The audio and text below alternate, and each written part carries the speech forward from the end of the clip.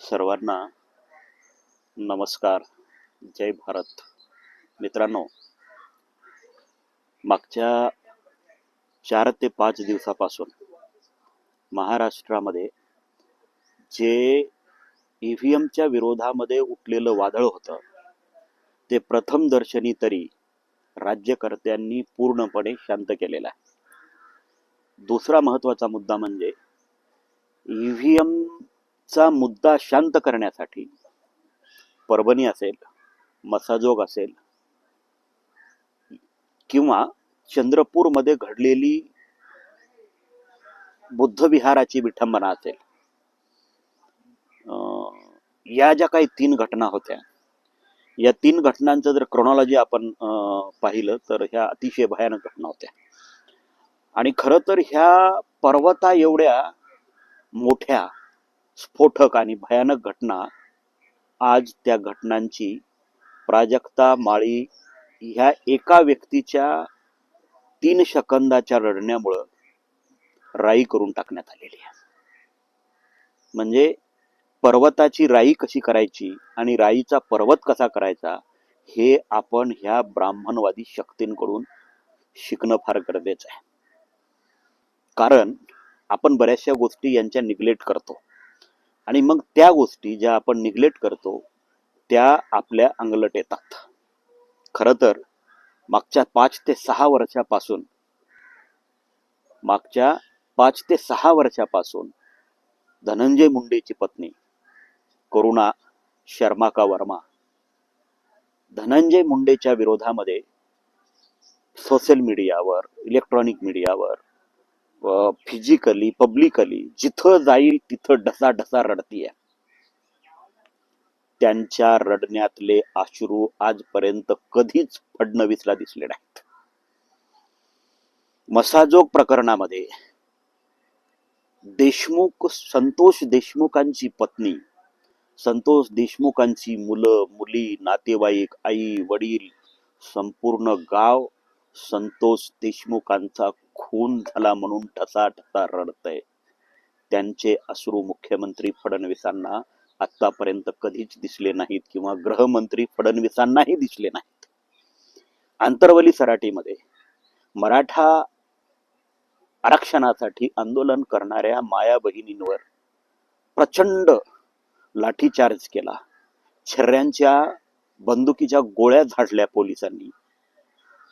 तिथं आई बहिणींचा आक्रोश, तिथल्या आई बहिणींचं रडणं, तिथल्या आई बहिणींना झालेला त्रास, झालेल्या वेदना, झालेलं अमानवी अत्याचार, त्यांच्यावर झालेला हमला पोलिसांकडून हा फडणवीसांना कधीच दिसला नाही.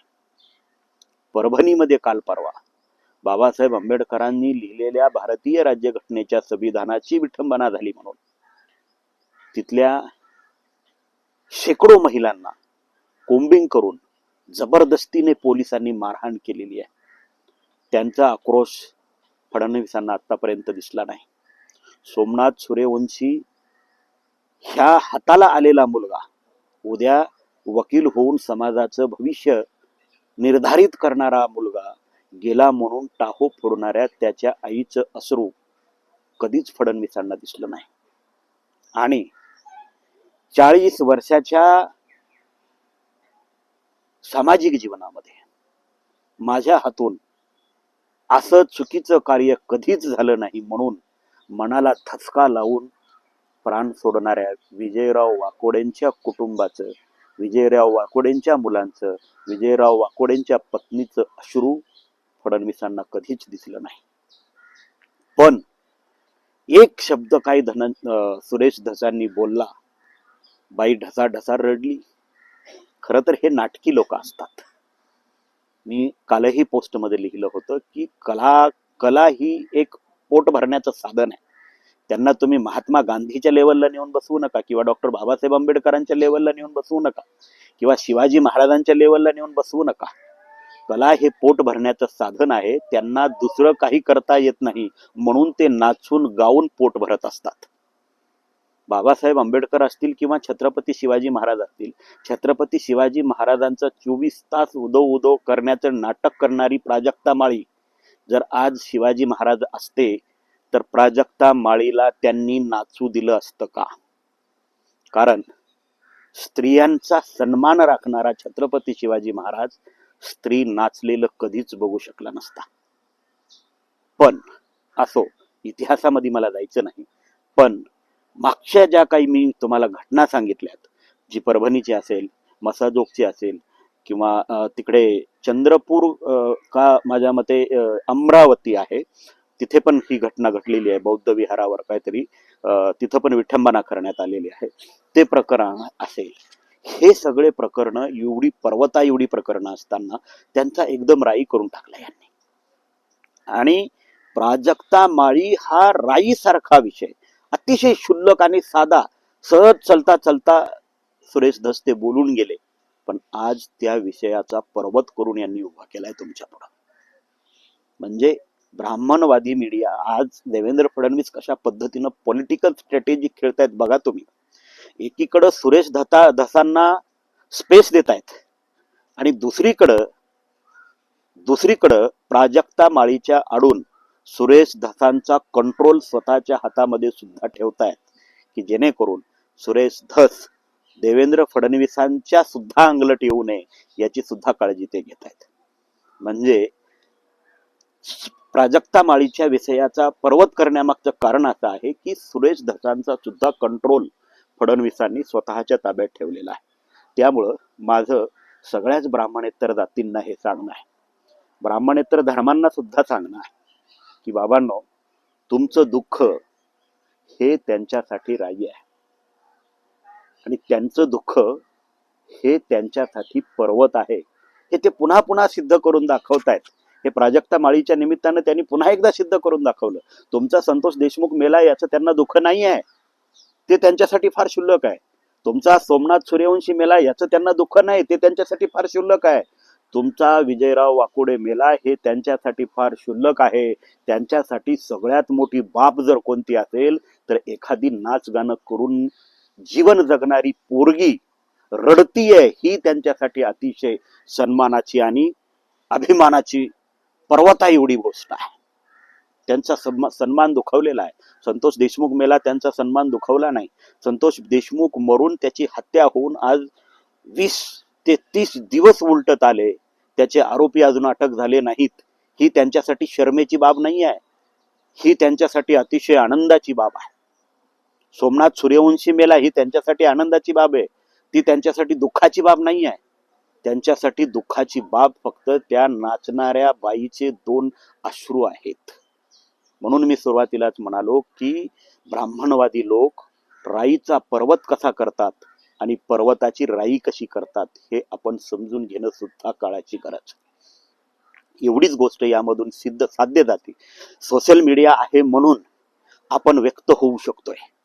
जर हा सोशल मीडिया नसता तर यांनी आतापर्यंत इंटरनॅशनल मीडियामध्ये बातम्या आणल्या असत्या प्राजक्ता माळीच्या रडण्याच्या. पण संतोष देशमुखाच्या खुनाची, सोमनाथ सूर्यवंशीच्या खुनाची, विजय वाकोडेंच्या संस्थात्मक खुनाची बातमी सुद्धा आधी दिली नसते. आज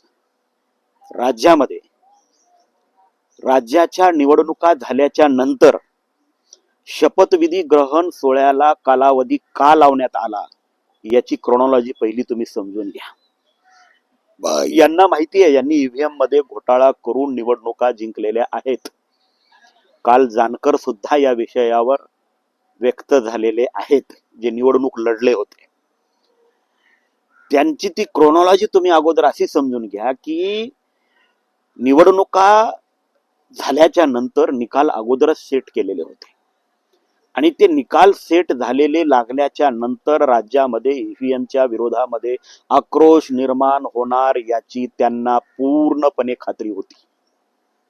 आणि तो आक्रोश जर शांत करायचा असेल तर वेगवेगळ्या ठिकाणी नियोजितपणे दंगे घडवून आणणे, नियोजितपणे विठंबना करणे, नियोजितपणे खून करणे, नियोजितपणे हत्या करणे आणि ईव्हीएमचा विषय पूर्णपणे लोकांच्या डोक्यातून काढून टाकणे ही त्यांची स्ट्रॅटेजी ठरलेली होती. आणि याचं प्लॅनिंग पूर्ण झाल्याच्या नंतर त्यांनी शपथविधी ग्रहण सोहळा घेतलेला आहे. शपथविधी झाल्याच्या नंतर दुसऱ्या तिसऱ्याच दिवशी ज्यावेळेस ईव्हीएमच्या विरोधातलं वातावरण जास्तच पेटायला लागलं तेव्हा परभणीची दंगल घडवण्यात आली आणि महाराष्ट्राचं सगळं लक्ष ईव्हीएम सोडून परभणीच्या दंगलीवर लक्ष केंद्रित झालं. त्यानंतर मसाजोगच्या हिंसेवर लक्ष केंद्रित झालं. त्यामुळं ईव्हीएम मुळे आलेलं सरकार वाचवण्यामध्ये आज फडणवीस आणि सरकार यशस्वी झालेलं आहे. त्यामुळं मी सुरुवातीपासूनच म्हणत होतो की मुद्दे हे नियोजितपणे जे काही कट चाललेले आहेत हे सगळे कट समजून घेता ब्राह्मणवादी लोक आपल्या प्रश्नांना कसा पर्वता एवढी वाव देतात आणि इतरांच्या प्रश्नांना राई बनवून मारून टाकतात, अशी आजपर्यंतची असणारी परिस्थिती आहे. आणि या परिस्थितीमध्ये त्यांना साथ देणारे असेच असणारे बरेचसे त्यांचे नाते गोते आहेत. परभणीच्या प्रकरणामध्ये कालपर्यंत काय झाले, भविष्यात काय होईल याबद्दल सुद्धा जास्त चर्चा नको. पण राईचा पर्वत आणि पर्वताची राई करून मूळ मुद्दा कसा गाढून टाकायचा, मूळ मुद्दा कसा नष्ट करून टाकायचा, समाज माध्यमावरून त्याला कसं हद्दपार करून टाकायचं, ही ब्राह्मण नीती आपण लक्षात घेतली पाहिजे. प्राजक्ता माळी ही आपल्यासाठी कालही नाचणारी नटीच होती आणि आजही नाचणारी नटीच आहे. त्यामुळं तिच्या अश्रूंनी जास्त भावनिक होण्याची गरज नाही, कारण तिच्या अश्रूपेक्षा कितीतरी पटीनं समाजाच्या कल्याणासाठी गळलेले अश्रू त्या सोमनाथ सूर्यवंशीच्या आईचे आहेत. त्या संतोष देशमुखांच्या पत्नीची, मुलाचे आणि लेकरांचे अश्रू आपल्यासाठी महत्वाचे आहेत.